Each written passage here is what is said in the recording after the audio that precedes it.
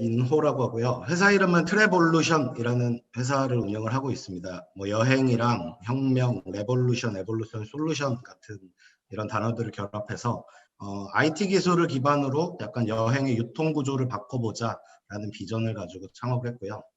그래서 처음에는 인바운드 여행객들 대상으로 서비스를 하는 회사로 시작을 해서 현재까지 쭉 이어오고 있습니다. 제가 2013년에 다니던 직장을 좀 그만두고 그때부터 창업 준비를 해서 그 다음 해인 2014년에 사업자를 내서 올해로 이제 7년 차가 되는 회사고요. 그래서 대부분 스타트업과 벤처 이러면 약간 7년 차까지를 봐주는 게 이제 정부 정책상이라서 이제 올해 이후에는 스타트업이나 벤처의 꼬리표를 좀 떼고 더 자생할 수 있는 구조를 만들려고 노력을 하고 있습니다. 저희가 주로 하는 일은 4가지 일인데요. 콘텐츠, 상품 유통, 판매 관리, 고객 관리에서 어떤 상품의 콘텐츠들을 발굴하고 이거를 온라인에서 유통할 수 있게 온라인 콘텐츠화하는 일들, 그다음에 국내외의 OTA들에 잘 팔릴 수 있는 상품으로 상품화, 디지털 상품화한 뒤에 유통을 하는 일들, 그다음에 유통을 함으로써 생기는 판매 관리나 고객 관리 업무까지입니다. 제가 그 뉴욕 관광청 일을 하면서 저 당시에 있었던 일 중에 하나가 그 뉴욕에 있는 미국의 시티패스라는 회사에서 한국의 총판 대행을 구하기 위해서 이제 세일즈를 오신 적이 있습니다. 그래서 그쪽에 부회장님을 한국에서 세일즈를 수행을 같이 하면서 하나투어, 모두투어, 인터파크 이런 것들을 만나서 이제 피칭을 듣고 어디에 한국의 총판 세일즈를 줄 것이냐 이런 미팅을 하러 오셨는데 그렇게 며칠 그분과 지내다 보니까 이 시티패스라는 아이템 자체가 굉장히 좋은 아이템이고 이거는 한번 만들어 놓으면 굉장히 오랜 시간 별 노력 없이 먹고 살 수 있겠구나 싶은 아이템이더라고요. 실제로 그 뉴욕의 시티패스라는 게 입장권을 호치키스로 찍어서 그냥 파는 건데 한 20년 전에도 호치키스로 똑같이 찍어서 팔고 지금도 역시나 호치키스로 찍어서 팔고 있는 그런 상품입니다. 그만큼 이게 한번 그런 여행객들에게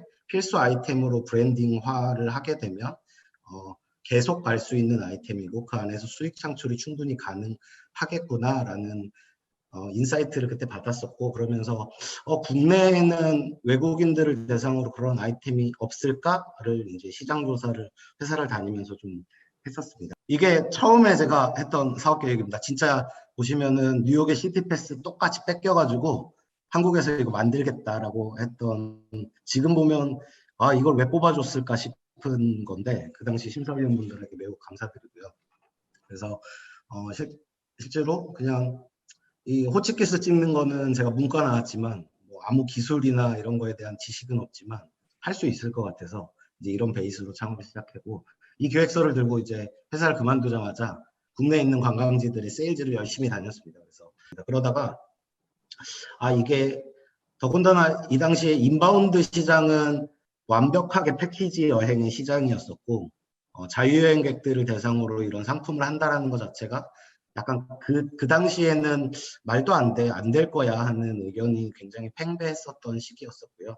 결국에는 다 안 되겠다 싶어서 이제 웹사이트 기획을 해서 플랫폼을 만들어 보자 해서 이제 플랫폼을 만들기 시작했습니다. 플랫폼 기획 같은 걸 저도 해본 적이 없었기 때문에 제가 직접 원하는 기능들을 좀 만들어서 이렇게 기획서 썼고 이 기획서가 지금 여기 보이는 건 24페이지인데 한 100페이지가 넘는 거고 그런 것들을 연구조사하면서 그렇게 기획을 했었던 기억이 납니다. 디자인 기획인데 파워포인트로 만든 겁니다. 참 여러 가지 카테고리의 상품들을 처음에 컨셉은 묶어서 사면 할인이 되고 많이 상품의 종류가 많아질수록 할인율이 더 커지고 그게 하나의 티켓으로 나오고 그게 이제 패스의 역할을 하는 이런 관광 패스 중에서 선택형 패스와 같은 컨셉으로 이제 만들었었는데 처음에는 인사동이나 북촌 이런 데를 찾아가서 막 열심히 설명드리고 처음 시작할 때는 저희가 팔았던 관광 상품이 채 10개도 되지 않은 상태에서 게다가 굉장히 그런 작은 공방 이런 곳들의 상품들을 중심으로 열심히 운영을 하고 있습니다. 지금 현재는 한 전국에 한 300개에서 350개 정도의 여행 상품을 유통하는 서비스고요. 서비스 이름은 서울패스라고 해서 서울만 하는 거 아니야? 이렇게 생각하는데 그럴 때는 서울 우유를 전국에서 먹듯이 약간 그런 브랜드입니다라고 설명하고 쇼핑, 식음료, 관광 뿐만 아니라 외국인 여행객들이 한국에 와서 소비할 수 있는 모든 컨텐츠를 담아내는 걸 목적으로 B2C 플랫폼을 운영하고 있는 상황입니다. 그렇게 해서 아주 조금씩 유저 수와 매출들을 성장시켜 나가고 있었습니다. 그러다가 2015년 6월 달에 이제 메르스라는, 저 당시는 한국에 조금 메르스가 집중돼서 환자들이 많이 나갔다 보니까 다른 지역보다 방한 외국인 분들, 아웃바운드는 오히려 별 영향이 없었는데 방한 외국인 분들이 좀 많은 취소가 있었습니다. 그래서 오롯이 이제 월급을 줘야 하는, 근데 2달 만에 메르스가 오다 보니까 정말 트래픽도 급감을 하고 매출도 90%가 취소되는 상황이라서 주말이면 아르바이트도 좀 하고 이렇게 여러 가지 그동안 드러났던 모든 적금들도 깨고 이렇게 한 4개월 정도를 회사를 운영을 했었던. 이게 내가 그냥 열심히 하고 잘한다고 이 여행시장은 특히나 비즈니스가 다 잘 되는 게 아닌데 그러면 그나마 어떻게 해야 생존 가능성을 높일 수 있을까에 대해서 굉장히 진지하게 고민하고 많은 생각들을 했었던 시기를 좀 보냈습니다. 지금 배인호 대표 지금 말씀하신 게 학문적으로 연구에서도 굉장히 중요한 이슈 중에 하나잖아요. 이런 거에 대한 관광과 산업과 굉장히 밀접하게 관련이 있잖아요. 그런 연구들이 사실은 조금씩 됐었는데 바이러스 갖고 전 세계가 한 번에 올 셧다운 되는 건 인류 역사상 처음이잖아요. 이런 연구들이 지금 물밀듯이 되고 있어요. 전 분야에. 관광 분야, 의료 분야, 모든 비즈니스가 이 코비드와 관련된 연구가 진행되고 있어요. 그래서 어떻게 하면 생존 가능성을 높일 수 있을까에 대해서 고민을 하면서 생각했던 것들 중에 하나가 저 당시에 해외에서 글로벌 OTA들이 굉장히 빠르게 급성장을 하고 있었던 시기입니다. 지금 많은 분들이 아시는 클룩이라든가 KKday 같은 회사가 설립일이 생각보다 굉장히 짧습니다. 2013년, 14년 이러다 보니까 저희랑 거의 비슷할 때 OTA 플랫폼들이 다 생겨났었고, 근데 해외에 있는 회사들이 굉장히 많은 금의 투자금들을 유치하면서 급속도로 이제 성장하고 어떤 몸집이 불려나가고 있고, 그러면서 이렇게 글로벌 진출도 좀 활발하게 하고 있는 시기라서 저들과 또 경쟁의 관계도 있고, 그러다 보니까 어떻게 하면 우리가 그동안 싸웠던 관계에서 같이 좀 조금 더 싸움을 잘하거나 아니면 살아남을 수 있을까에 대한 고민들을 많이 했었고, 그 모든 것의 끝은 약간 현장에 있지 않을까를 좀 생각하게 됐습니다. 그래서 예를 들어 관광지 입장권 같은 경우도 결국에는 매표소를 다 들러야 되는, 게이트를 들러서 고객들은 해외 어느 국가에서 오건 어떤 채널에서 구매를 하건 매표소를 받는 거고, 여행사 가이드 투어 같은 경우도 결국엔 가이드를 만나는 건데 그럼 그 현장을 잡으면 좋겠다라는 생각을 했었고, 제가 했었던 일이 친한 관광지에 가서 매표소의 담당 직원들한테 뭐가 불편한지를 물어보는 일들을 좀 했었습니다. 그랬더니 저때 또 국내 같은 경우에는 소셜 커머스들이 워낙 성장을 하고 있었던 시기라서 아침에 매표소 직원들이 출근을 하자마자 하는 일들은 컴퓨터를 켜고 쿠팡 관리자 페이지 들어가고 티켓몬스터 관리자 페이지 들어가고 지마켓 관리자 페이지 들어가서 오늘 오는 고객들이 얼마나 있는지 확인하는 것들이었었고, 반면에 인바운드 여행 같은 경우는 어제 여행사에서 전화 받았었던 거를 예약실에서 정리해 놓은 거를 국내 시장에 비해서 인바운드 시장 굉장히 낙후돼 있는 상황이더라고요. 그리고 인바운드에서 크다고 하는 여행사에서도 정산할 때 보니까 고객들이 바우처를 무조건 출력을 해와야 되고 그걸 매표소에서 모아놨다가 나중에 그 여행사에 그걸 퀵 서비스로 보내서 서로 몇 장인지 확인한 다음에 정산을 해주고, 약간 이런 2010년대, 2015년, 16년, 17년인데도 그런 비효율들이 그 매표소 안에 존재하고 있기 때문에 그게 아무래도 인바운드고 외국어를 쓰는 여행객들이고 거래처도 외국 회사다 보니까 그런 점들이 좀 불편함에 있지 않은가라고 생각을 해서 회사에 가서 우리가 앞으로 B2B를 하겠다라고 선언을 하고 빠르게 회사의 시스템을 좀 변경을 했어요. 그러면서 2016년에 티켓 매니지먼트 시스템이라 그래서 그냥 이런 입장권의 상품들만 빠르게 다양한 채널들 거를 관리해 줄 수 있는 시스템을 런칭을 해서 네, 이제 회사가 B2B의 성향으로 조금씩 변화를 하기 시작했습니다. 이름을 거창하게 글로벌 OTA 채널 매니지먼트 시스템이라고 해가지고 한 회사가 기존에 가지고 있던 서비스를 2년 동안 그냥 새로 만들었습니다. 그래서 새로 싹 다 만들어가지고 뱅크 오브 트립이라는 브랜딩도 붙여서 B2B 채널 관리 서비스를 런칭을 하게 됐습니다. 그래서 다양한 이제 글로벌 OTA들의 한국에 있는 상품들로 시작을 해서 이 상품들을 공급하고 관리하실 수 있는, 그리고 통계라든가 이런 것들 제공하고, 그러니까 상품만 운영하시면 모든 것들을 다 관리해드리는 그런 서비스의 컨셉을 잡아서 런칭을 했고요.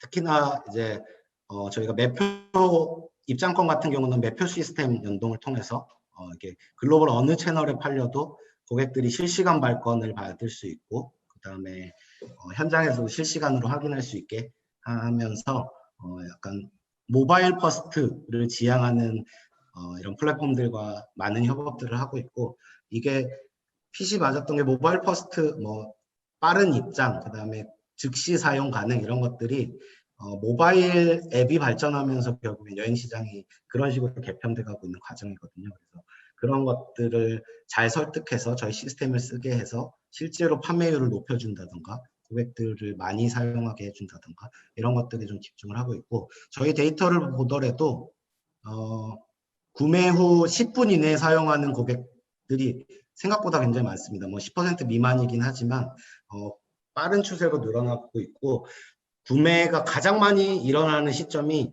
새벽에 구매를 하셔서 다음날 사용하시는 고객들이 많은데, 그 말은 여행객들이 여행을 와서 숙소에서 자면서 내일 뭐 하지를 고민하는 여행객들이 많아지는 거고, 그런 상품들을 많이 가지고 있는 플랫폼들이 결국에는 앞으로 더 중요한 역할을 할 수 있지 않을까를 고민하고, 그걸 관리해 줄 수 있는 건 결국에는 IT 기술이 자동화하는 역할들을 좀 많이 해줘야 되기 때문에, 사람이 24시간 일하는데 한계가 있다 보니까 그런 부분에 좀 많은 집중을 하고 있습니다. 제가 한 5년 단위로 고민들을 하는데, 앞으로 5년 뒤를 위해서 5년 뒤 시장은 어떻게 될까요? 코로나 전에 했던 고민이긴 한데 5년 뒤에는 뭘 할까에 대한 고민이었었고, 말씀드렸다시피 호텔 시장, 호텔 OTA들이 어떤 게 지금 이슈인가를 봤을 때 D2C라고 불리는 이제 OTA 의존도를 낮추면서 고객들에게 직접 판매할 수 있는 부분에 대한 고민들을 요즘 많이 하시더라고요, 호텔 시장들은. 그래서 그런 추세에 맞춰서 호텔 OTA에서도 약간 다이렉트 부킹 서비스들을 좀 많이 제공을 하고 있고, 액티비티 시장도 조금 뒤겠지만 분명히 이렇게 고객과 직접 소통함으로써 어떤 직접 판매하실 수 있는, 판매 관리할 수 있는 거에 대한 니즈들이 다 높아지겠다라는 생각을 했습니다. 그래서 오더렉트라는 다이렉트 부킹 솔루션을 출시를 했고요. 쉽게는 네이버 예약 같은 서비스라고 생각하시면 되시는데, 대신에 글로벌 고객들을 대상으로 글로벌 결제와 그다음에 다국어 이런 것들을 지원하는 플랫폼이라고 생각하시면 됩니다. 다음은 뭐 OTA 액티비티 플랫폼 관련된 얘기인데, 여기 현업에 계신 분들 많아서 후루룩 넓고 지나가도록 하겠습니다. 뭐 OTA는 다들 공부하시니까 아실 것 같고, 홈페이지가 있다고 OTA라고 불리는 것보다는 약간 이제는 고객과 프로바이더, 그러니까 공급자와 소비자를 연결하는 데 집중하는 플랫폼 같은 역할을 하는 에어비앤비와 같은 그런 것들을 OTA라고 불리는 성향이 더 크고, 그 전에는 모두가 이제 기획을 해서 공급자의 역할만 하던 여행사가 있었다면, 이제 중개를 해주는 역할들을 하는 곳들이 점점 성장을 하고 있는 게 모든 커머스를 아울러서 동일한 시장인 것 같습니다. 뭐 부동산을 중개하는 것도 그렇고, 인력을 중개하는 서비스들도 그렇고, 뭐 교통 편의를 중개하는 것들도 그렇고, 실제로 이 온라인 플랫폼 OTA 시장은 그냥 원래 있던 여행 시장이랑 구조는 똑같은 것 같습니다. 결국에 저희도 따지면은 랜드사 같은 역할을 하는 건데, 해외 OTA들한테. 근데 그게 디지털화 돼 있는 것 뿐인 것 같거든요. 그래서 이게 밖으로 보기에는 변화하는 것 같지만 내부에서 살짝 고민해보면 결국에는 그냥 디지털 트랜스포메이션이 일어나고 있는 게 아닌가? 그런 유통이라는 항목에 있어서 그 부분의 변화 조금 더 집중을 하면 좋을 것 같습니다.